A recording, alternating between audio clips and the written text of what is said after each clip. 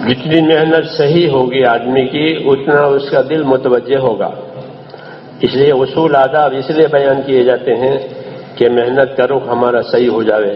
اصول اور آداب کے ساتھ اپنے کام میں پھرنے کے زمانے میں بھی لگیں اور واپس آ کر کے بھی لگیں. دونوں کام ہیں. پھرنا بھی ہے اللہ کے راستے میں تو بڑی اونچی چیز ہے کہ اللہ کے راستے میں پھرنے کی فضائل اور اس کی برکتیں وہ سنی آپ نے. اس کا غبار بھی بہت قیمتی ہے. اللہ کے راستے کا غبار بھی اگر بدن پر لگ جاتا ہے تو جہنم سے بچنے کا ذریعہ بنتے ہیں. تو پھرنا بہت قیمتی ہے. رسول صلی اللہ علیہ وسلم نے امت کو حرکت دی ہے کہ اللہ کے راستے میں پھریں. ہاں، جب اللہ کے راستے میں پھریں گے تو ان میں جو خیر ہے وہ حرکت میں آئے گی. جیسے پائپ لائن لگا دی تو پائپ لائن کے ذریعے سے دور دور تک چیزیں جاتی ہے. پانی ہو، گیس ہو، تیل ہو، اپنے مرکز سے وہ دور دور تک جاتی ہے کہ پائپ لائن لگی ہے. حضور صلی اللہ علیہ وسلم نے امت کو حرکت دی ہے کہ حرکت کی وجہ سے ان کا ایمان بھی پھیلے گا، ان کی عبادتیں بھی پھیلے گی، ان کا علم بھی پھیلے گا، ان کا ذکر بھی پھیلے گا، ان کے اخلاق بھی پھیلیں گے. کیونکہ یہ دعوت ایک پائپ لائن کی طرح سے پائپ لائن لگائی ہے تو دور دور تک وہ چیز جاتی ہے پائپوں میں.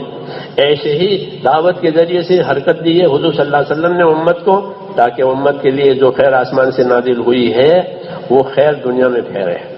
اس لیے دعوت دین کے لیے ہوتی ہے. ہاں، کہ دعوت کے ذریعے سے دین دنیا میں پھیلتا ہے. جس طرح اذان کے ذریعے سے نمازوں کے لوگ تیاریاں کرتے ہیں. مقصود تو دین ہی ہے، لیکن اس کے لیے اللہ تعالیٰ نے دین کی محنت کو، دین کی دعوت کو ذریعہ بنایا ہے کہ اس کی وجہ سے آدمی کے اندر، اس محنت میں پھرنے کی وجہ سے آدمی کے اندر اپنے دین کا شعور اور اپنے دین کی ذمہ داری کا احساس پیدا ہوتا ہے.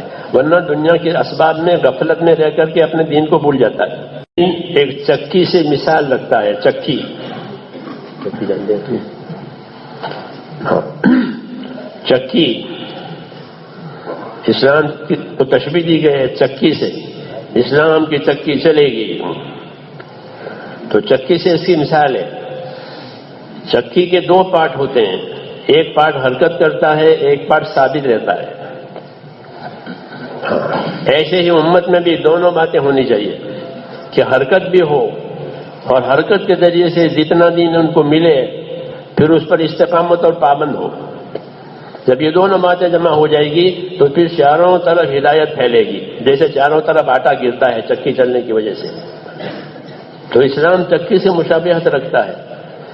پھرنے کے زمانے میں پھریں اور واپس آ کر پھر اپنے کام پر ثابت قدم رہیں، اصولوں پر باقی رہیں، سنتوں پر باقی رہیں، سادگی پر باقی رہیں.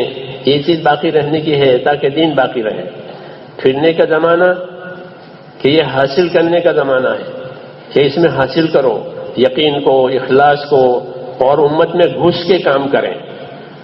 ہاں، یہ اصول امت میں گھسیں. جیسے مانگنے والے گھستے ہیں، بیچنے والے گھستے ہیں، بھیک مانگنے والے گھستے ہیں، ہر گلی میں پہنچ جاتے ہیں. اور اس طرح بیچنے والے ہر گلی میں گھسیں گے، ہر جگہ پہنچ جائیں گے، مجمع ہو وہاں پہنچ جائیں گے. اس طرح امت میں گھسنا ہے اس محنت کے ذریعے سے. تو امت کے حالات کا جائزہ اندازہ ہوگا.